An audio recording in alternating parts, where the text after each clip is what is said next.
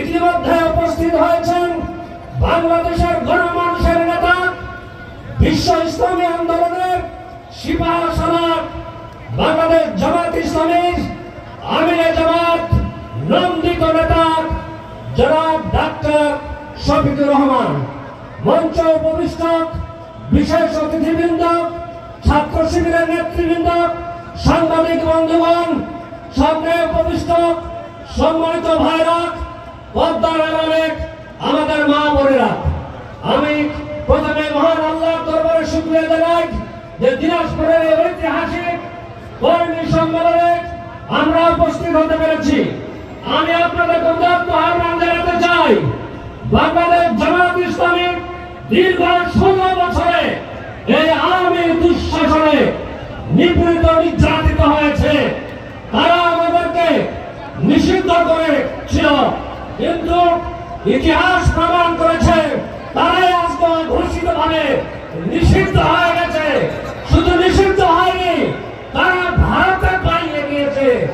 সম্মানিত উপস্থিতি, বাংলাদেশ জামাত ইসলামী অফিসগুলো তারা বন্ধ করেছিল দীর্ঘ সময় ধরে। আমাদেরকে মিথ্যা মামলা দিয়ে আমাদের নেতাদেরকে তারা রিমান্ডের নামে জুলুম নির্যাতন করেছিল। আমাদের নেতৃবৃন্দের বাড়িঘরগুলো বুলডোজার দিয়ে গুড়িয়ে দিয়েছিল। তারা এইভাবে বাংলাদেশ জামাত ইসলামীকে, ইসলামী ছাত্র শিবিরকে তারা নিঃশ্বাস করে দিতে চেয়েছিল, নিশ্চিহ্ন করে দিতে চেয়েছিল। কিন্তু আল্লাহর রহমতে বাংলাদেশ জামাত ইসলামী, ইসলামী ছাত্র শিবির বাংলাদেশের মাটিতে নিঃশ্বাস হয়ে যায়নি।